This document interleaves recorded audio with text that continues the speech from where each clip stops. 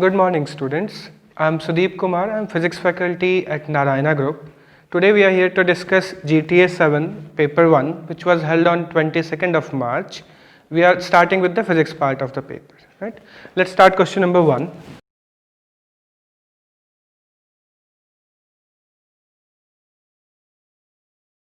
So for question number 1, it's given that the satellite is at a height of r by 2 from the surface. So if h is r by 2, in that case the radius of the orbit r will be r plus r by 2, which is 3r by 2. We know that the orbital velocity is given by root of gm upon r, which in this case will become under root of 2gm upon 3r. The escape velocity is given by root 2gm upon r, which for this case is going to be under root of 4gm upon 3r. Now the impulse provided by the rocket propulsion is equal to the change in momentum.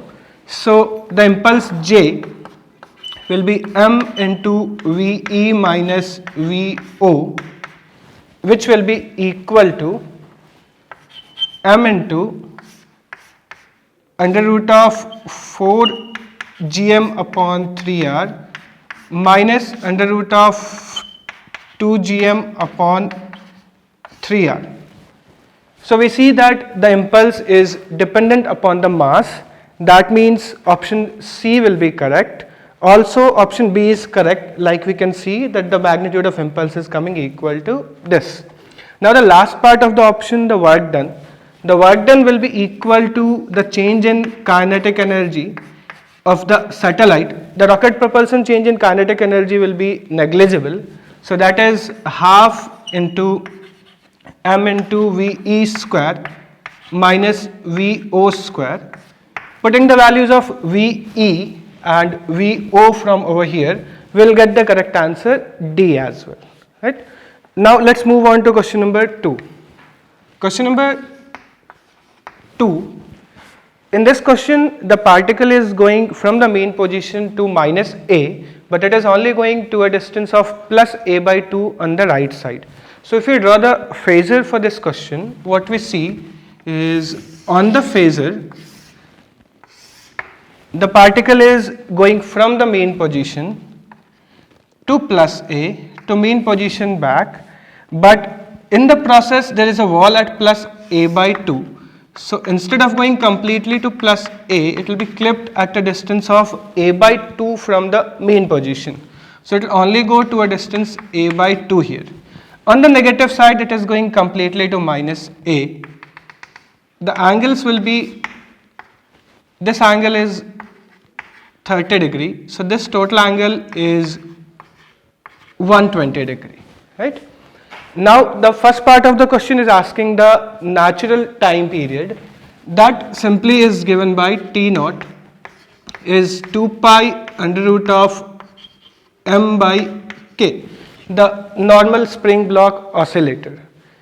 Second part of the question is asking you to find t, where t is the time taken for this motion when it is clipped by the wall. So in that case, the total angle that is covered on the phasor is this angle, which is 360 minus 120, which is 240 degrees, right?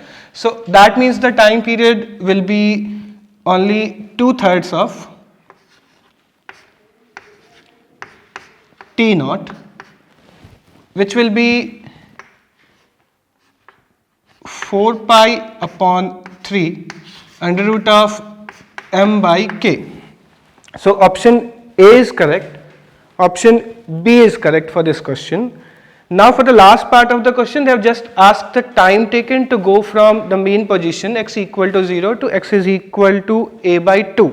So to go from x equal to 0 to x is equal to a by 2, the angle covered is 30 degree, which is 1/12 of the total 360 degree angle.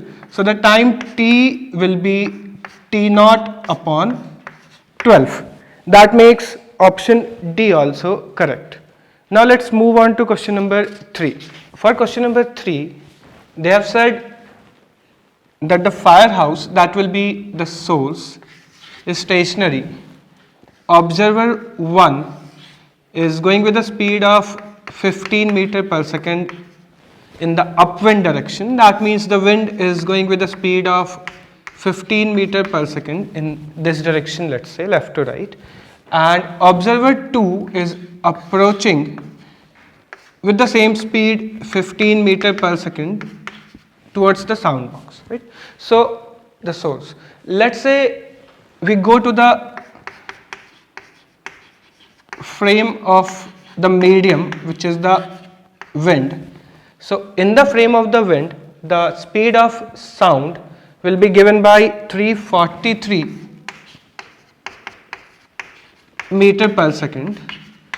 Also in this frame, we'll see that the source is moving towards left with the speed of 15 meter per second.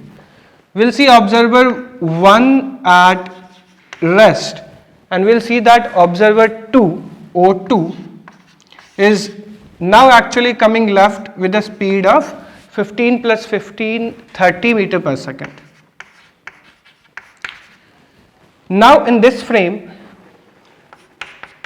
for O1, the speed of sound observed by O1, because O1 is at rest, will be simply 343 meter per second. So the frequency heard by observer O1, F1, will be, in this case the observer is at rest and the source is moving with the speed of 15 meter per second towards the observer. So it will be given by the original frequency, which is 900 Hz, multiplied by 343 upon 343 minus 15, and the wavelength observed by observer 1 is simply V by F1. For observer 2, the speed of sound observed will be, the sound is going with the speed of 343 meter per second towards observer 2. At the same time, observer 2 is moving with a speed of 30 meter per second towards left.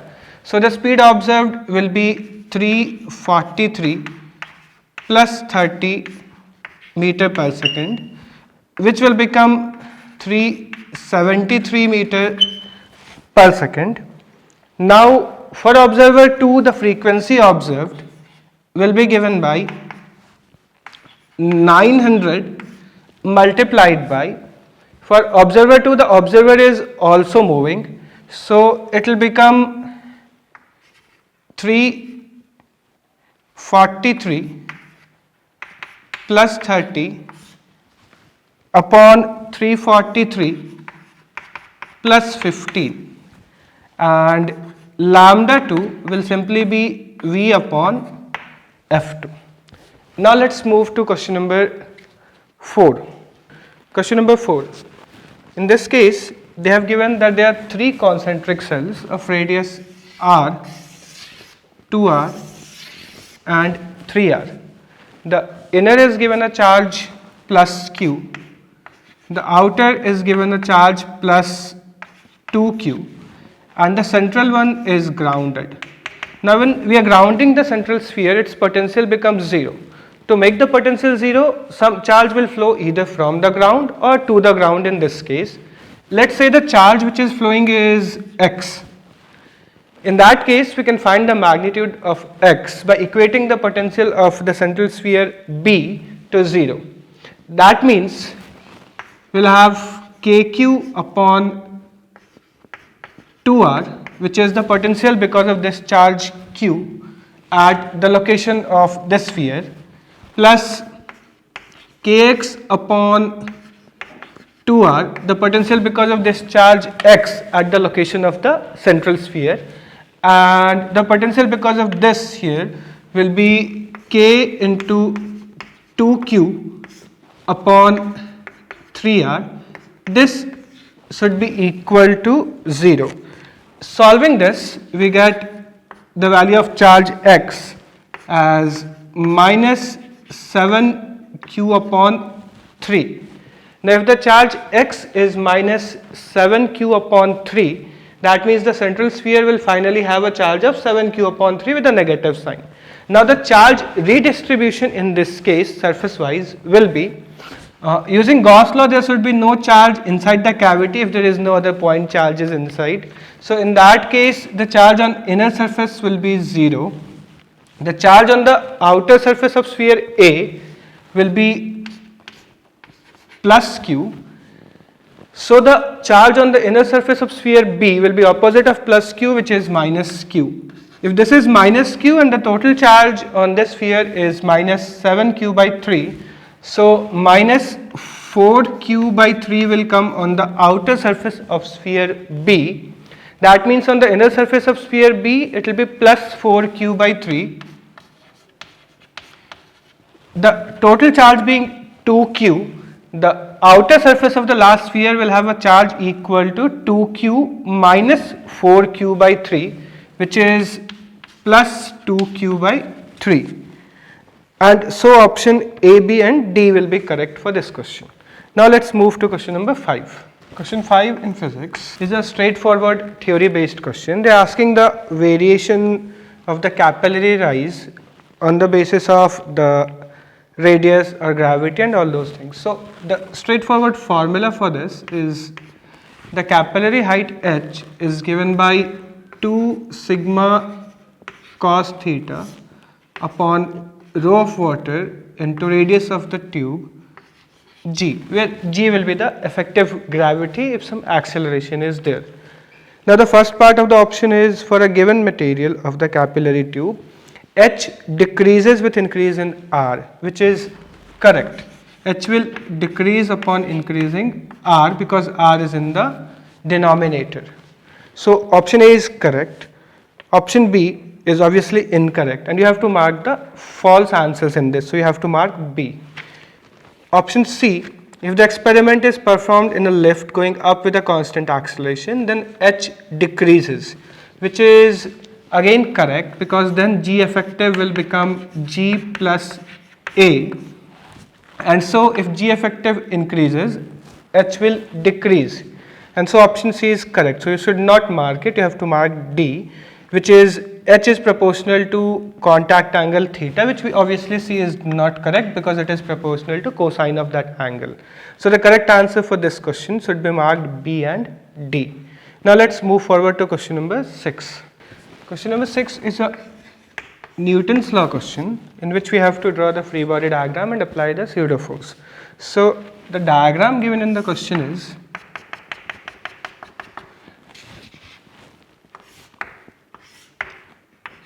this angle is given 37 degree and this angle is given 53 degree, and the two blocks of mass m each, A and B.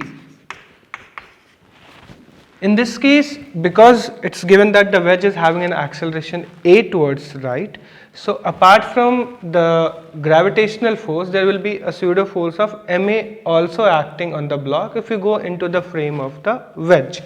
So in the frame of the wedge, if we draw the free body diagram, in that case for these two blocks we'll also have to include a pseudo force. That is, apart from this mg acting here, there will be one ma pseudo force acting on this as well. Similarly for block B, apart from this mg here, there will be a pseudo force ma acting here as well. Now we resolve these forces into components, then we see that this will be mg sine 37 degree in this direction, mg cos 37 degree in this direction, and likewise. So what we finally get is there will be 3 mg by 5 here, 4 mg by 5 here, a force of 4 ma by 5 here, and 3 ma by 5 here. Apart from this, there will be a tension and a normal reaction acting on this, which is T here, and let's call it Na. So Na acting here. Similarly, on block B, the forces acting will be mg sine 53 degree, which is 4 mg by 5 here, 3 mg by 5 here, and the components of Ma, which is 4 Ma by 5 here and 3 Ma by 5 here, apart from the tension, which is equal for both the blocks, and the normal reaction, which is unequal for both the blocks, which is Nb.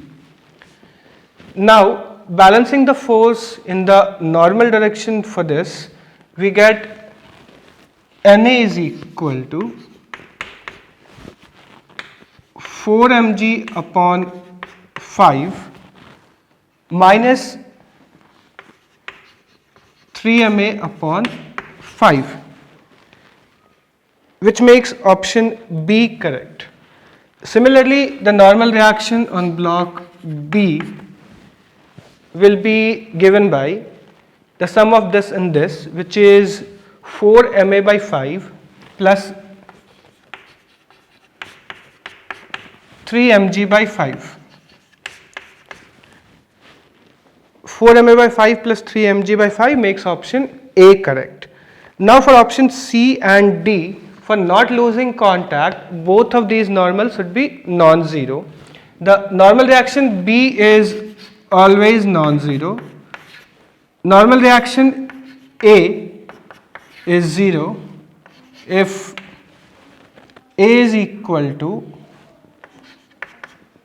4g by 3. That makes option C correct, and obviously then D will become wrong. So the correct answer for this question number 6 is A, B and C. Now let's move to question number 7.